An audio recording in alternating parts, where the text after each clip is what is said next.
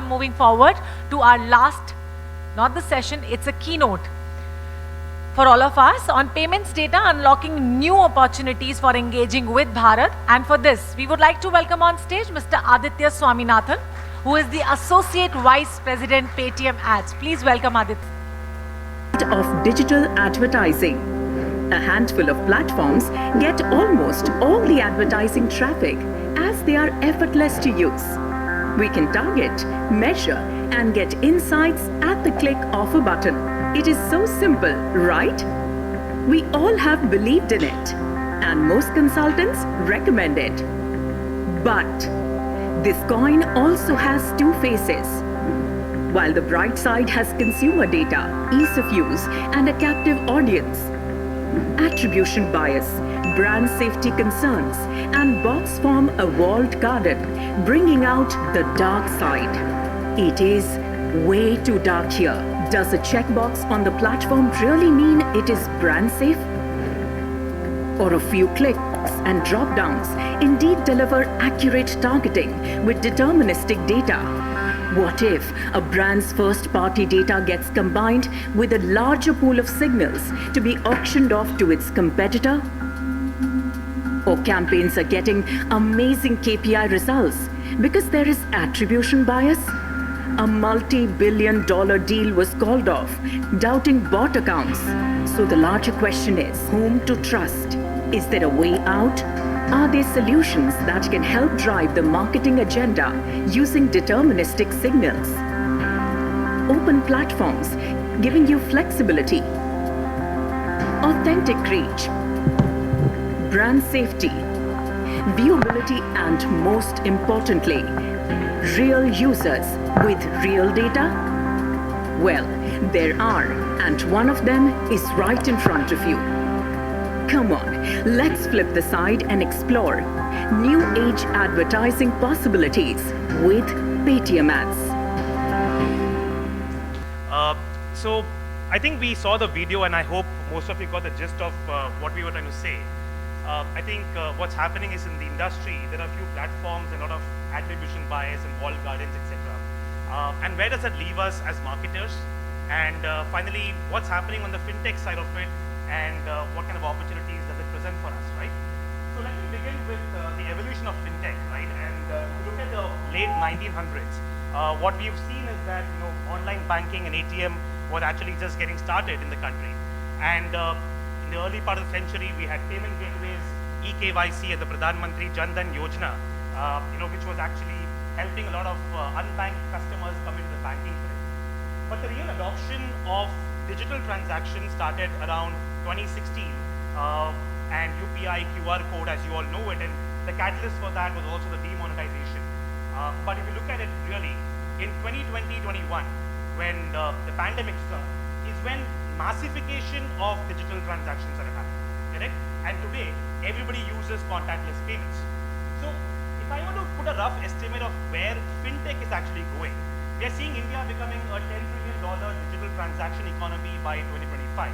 Currently, around 40% of transactions by value are already happening digitally, and that we expect to grow by another 50% by 25-26. Look around you. QR codes is everywhere. Almost 75% of merchants accept QR code. Correct? And finally, most of the online transacting customers today are actually coming from tier 2 cities and beyond. So if you look at it from a consumer behavior lens or a merchant behavior lens, with digital happening, digital discovery happening, so what's happening on the payment side of it also?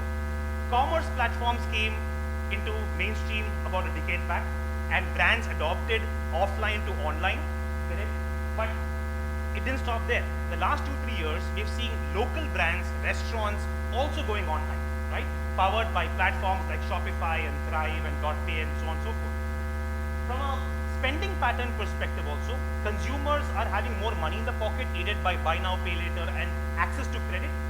And the customers are multidimensional. Today, I might order my groceries on Blinkit or a Big Basket, or perhaps my local kirana shop who's also got an online website, right, and make an online payment. And customers are obviously omnipresent. I think we know all of that. So today, if you look at the fintech platform, is I think one of them which is actually consolidating pretty much how consumers are transacting and the consumer behavior versus having polarization between different online channels available. So from a marketer's lens, if I were to look at how Bharat and what kind of data comes across, of course a lot of people say they have demographic data, etc. But that's all consumer self-reported. Versus from a fintech perspective, it's actually a validated data that's available out there. From a transaction signals perspective also, the frequency of transaction, average transaction value, the lifestyle, purchase behavior, whether the customer is spending online or offline for that matter of fact. The financial services data, what is the disposable income, are they having credit, are they investing their money somewhere, and again finally the purchasing pattern, the purchase propensity, the mode of payment, is it QR code, UPI, wallet, credit card, debit card. So what is exactly happening out here? That is the kind of larger picture that we're able to understand about consumers today when we're talking about data. And if I were to quickly, compare platforms, like content platforms, commerce platform, and a large fintech platform such as Paytm, which is also a B2C company, right? Be it locational, behavioral, transactional, or even spends pattern data. What I'm trying to say here is the kind of data that we're actually capturing today is extremely deterministic in nature, which can aid marketing, right? So you have got content platforms, social media platforms, which have a lot of behavioral data, which is contextual. E-commerce has got some parts of data, but which is only online data. But a fintech platform actually covers the entire scope of it and merges online, offline, pretty much everything. So a lot of deterministic signals actually is what we capture, and the previous panelists were talking about DMP and CDP. Now look at the depth of data. In the next slide, I'm actually going to talk about the scale of data. 500 plus million registered users with about 350 million active customers. 75% of them coming from Bharat, tier 2, tier 3 cities. Almost 50 million of them talking in vernacular languages. We have about 75 to 80 million monthly transacting customers. And if you look at the right side of the slide, talking about 27 million merchants. 27 million merchants is a fairly big number. The coverage is almost 40 to 50%, right? And already 9 million, which is 30% of them, are offering credit. So you go to an offline store and you're, let's say, shopping for 2,000 rupees, and you scan and pay, and then it says, hey, do you want to pay in the next installment? And do you want credit? So that's accelerating purchases, and that's aiding purchases. So that's the scale, and we've obviously discussed the depth. So if I were to look at how do I put this data to use, we thought of actually showing it with an example out here of a brand like Pharmacy. And I've taken Pharmacy because it's a health tech company. It's difficult to acquire customers for health. It's kind of a niche category, right? And a platform such as Paytm, which has got absolutely no clutter and a lot of richness in data, helped Pharmacy to actually acquire a lot of offline customers who are paying at medical shops. Again, deterministic data, and people who are already using health tech platforms to actually go ahead and, let's say, book lab tests and so on and so forth. So deterministic data on a clean inventory, high visibility, I think that's the core of it, right? And that's how we're able to actually give a seamless flow for Pharmacy. The second thing that we did for Pharmacy is also in terms of using the scratch cards. A lot of you guys who are using Paytm today, after the transaction you get offers and scratch cards, right? That's a beautiful way to communicate. How do I convert fence sitters to start transacting, right? How do I build lifetime value? How can I go beyond discovery to install to actually transactions? And that's where scratch cards play a beautiful role. They give out an offer to the customer. It could be for the first time user, it could be for repeat customers. You can customize these things, and customers are actually excited because there is something hidden behind that offer out there that they're yet to discover, right? The engagement rates are through the roof, more than 50%. But yet, despite targeting them right, showing them the right kind of ads in a good clutter-free environment, giving them an offer, there are still funnel droppers. So how do we tackle that?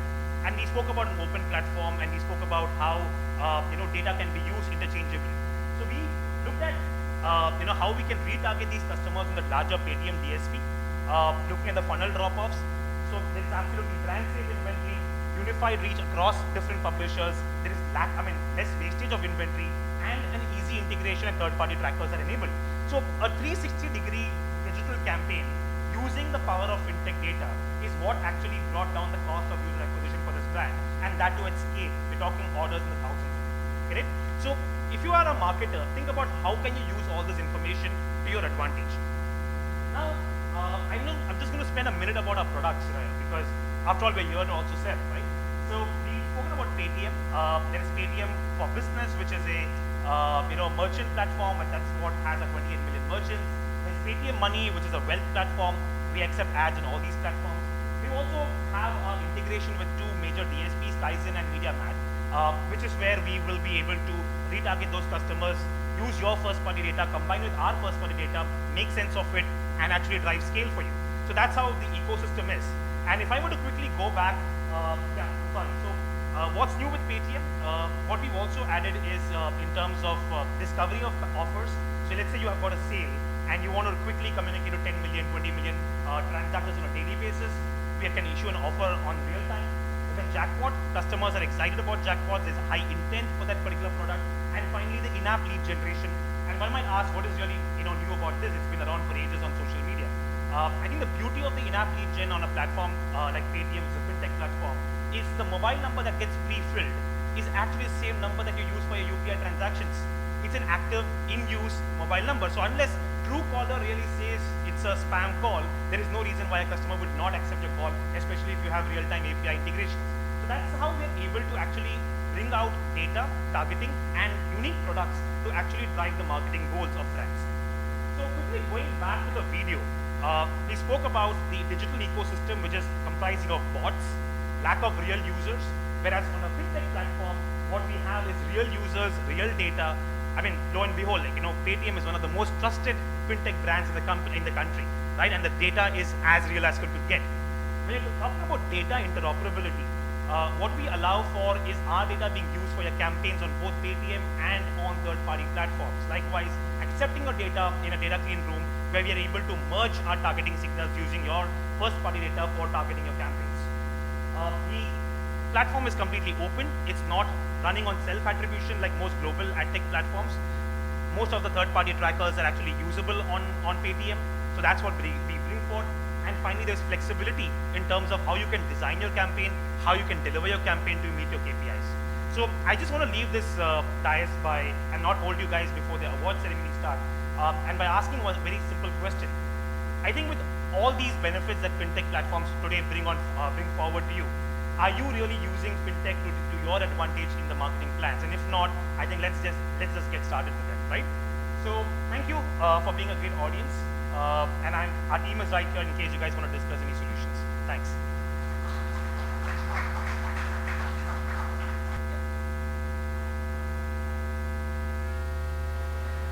For taking such a wonderful session. I believe nothing could have been better.